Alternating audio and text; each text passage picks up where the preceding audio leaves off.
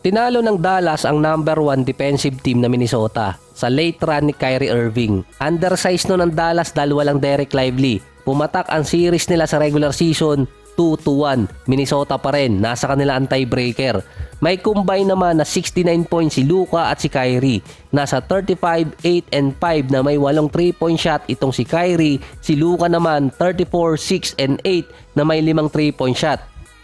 Dikit pa naman ang laban ng dalawa na yon at sa stats hindi sila nagkakalayo until tinrush talk di umano ni Rudy Gobert si Luka. May sinabi siyang hindi maganda dito kay Luka nung kasagsagan ng game. Doon nagsimula si Lukang umatake kasama si Kyrie. Ang nakakaalam kasi noon na may sinabing trash talk itong si Rudy Gobert kay Luka ay yung media mismo dahil tinanong yun sa interview. Ang sinabi kasi noon ni Luka, kung sinimula ni Rudy Gobert, babalik din sa kanya yon. Base din sa mga write-ups at reporter, pasalamat na lang si Rudy Gobert at wala di umanong clip nung tinrush talk niya si Luka. Dahil nga dati nag-viral nung pinasayaw naman siya ni Jalen Bronson nung 2022 playoffs.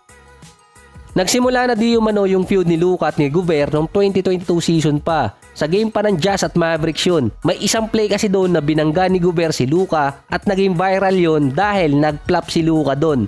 Ayon kay Gobert, may binulong sa kanya noon si Luka para mainis siya or magalit na alam naman niya yung ginagawa nito. Imbes na si Gobert ang magalit, si Luka yung nainis at siya yung natawagan ng technical. Ika-13 niya yung sa season. Sinabi rin naman ni Luka sa interview na over-emotion siya nun. Si Gobert naman di umano tinatrash talk ng bench ng Dallas at sinabing mas mabigat yung words kaysa physical impact kaya hindi niya pinatulan. Naririnig na rin di umano yon ng mga referee pero wala silang ginagawa. Hindi rin naman worth it na patulan at masuspinde. Kaso nga lang panalo pa rin doon ng Dallas. Si Luka nag-a-average ng 26.7 rebounds, 7 assists versus dito kay Gobert. Nagkatapat pa ang Dallas nun at Jazz sa playoffs noong 2022. Mainit nun si Luka at si Gobert sa isa't isa. Nilaglag ng Dallas ang Jazz sa 6 na games. Sa series din kasi na yon, every time na i-score si Luka na ang nagbabantay sa kanya si Gobert, ang sasabihin kasi nun ni Luka, hindi mo kayang bantayan. Pero syempre English yun. Dinagdagan pa yon na yung talo ng Jazz kontra dito sa Mavericks. Doon din nagsimula nung off-season na i-trade itong si Gobert papunta naman sa Minnesota. So parang si Luka yung sumira noon ng Utah Jazz.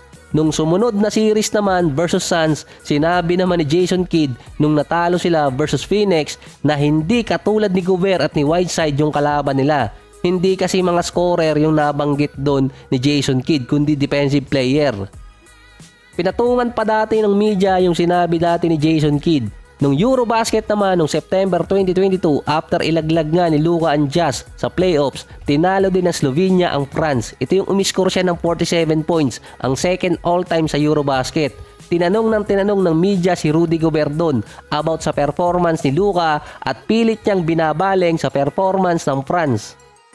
Kinumplement pa rin naman ni Rudy Gobert si Luka noon at sinabing magkikita pa silang dalawa. So nagkakabanggaan pa rin noon ng Minnesota at itong Dallas until dumating nga ngayon yung game nitong Dallas at Minnesota ulit. Kung saan si Gobert naman sinimulang trash talkin si Luka at doon nga rin nagsimulang talunin naman ng Dallas itong Minnesota. Binabata kasi ni Luka yun ang tatrash talk sa kanya katulad ng kay Booker.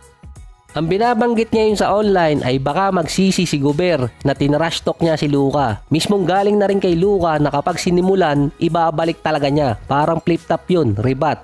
Ang Dallas ngayon, since bumalik si Kyrie ay 3-1 record. Number 6 sila sa West.